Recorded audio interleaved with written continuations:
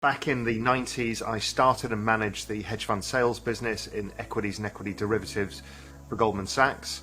I then, in the early 2000s, went to GLG Partners, which is now Man Group, which was the largest hedge fund firm in Europe at the time, where I started and ran their global macro hedge fund. Then I moved to the Mediterranean coast of Spain, sort of semi-opted out of the rat race, and started writing macroeconomic research for the world's biggest global macro funds, hedge funds, sovereign wealth funds, family offices, that kind of thing. My background's basically 30 years of global macro.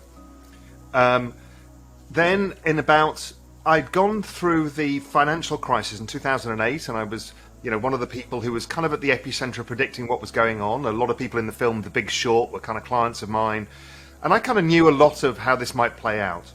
The same happened in 2012 when Europe almost fell apart. So I was thinking, why me, living in a beach town in Spain? How come I've got all the access? And people in the street would come up to me and say, well, why didn't we know?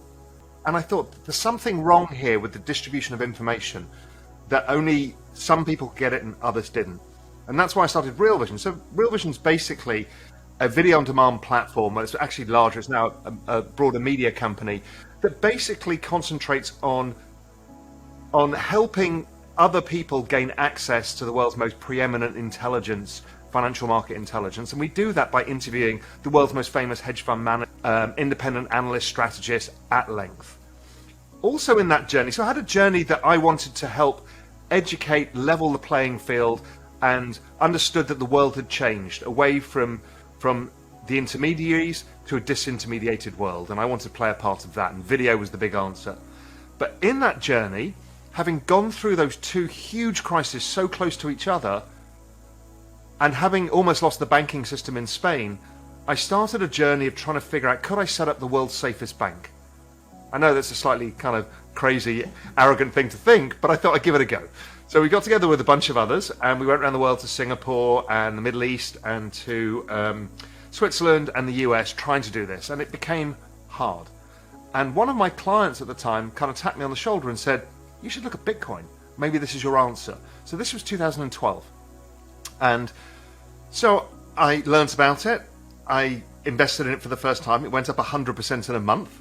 And I closed my position, took my money and went, wow, okay, this is not normal. And then I kind of did the first analysis of stock to flow, meaning I looked at it like gold and thought, well, with this much supply and this much gold above ground and this much known reserves, if we imputed the same thing for Bitcoin, when gold was at 1,300, Bitcoin should be at 1 million. I also realized that after 2012, the next global recession would see this parallel financial universe using blockchain technology meet this macro world of excessive debts, a financial system that's somewhat fragile, and all of these things would have a horizon point. And that all happened last year. So at top level, the internet grew at an adoption rate of 63% a year from 1999 to 2000. That was the fastest adoption of any technology the world had ever seen. So in its broadest sense, is actually growing at an adoption rate of 113%, twice the speed of the internet. So this is of an order of magnitude none of us have ever seen before. And most of our narratives are somewhat behind what's actually happening because so many people are working on this. But what I think is going to happen to the financial industry, I think it's actually going to change all global business models.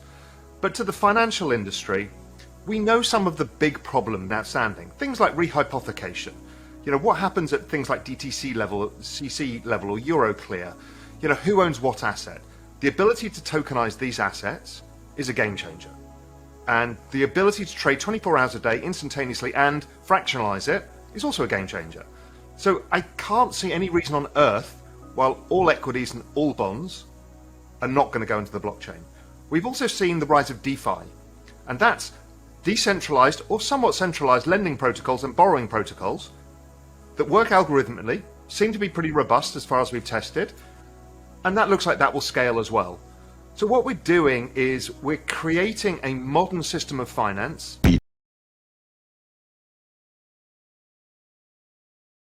I spend a lot of my time speaking to these world's largest hedge funds.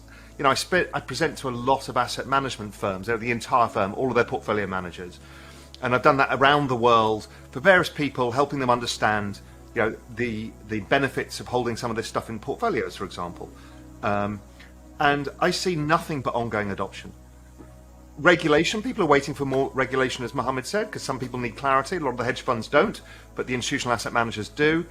I see nothing but people thinking that it diversifies their portfolios and has great portfolio effects for them. They don't need to allocate a lot of money, and they don't need to make the decision that we're all thinking about. They just can make the small step. Most haven't made the small step yet. The hedge fund industry and the family office industry has. The asset management industry is only just starting. The first step will be Bitcoin, then probably Ethereum, and then it'll be an open conversation of, can we treat this like real-time mark-to-market VC, and can we bet on protocols, tokens, and ideas that may disrupt our whole industry, and so therefore we benefit from the disruption.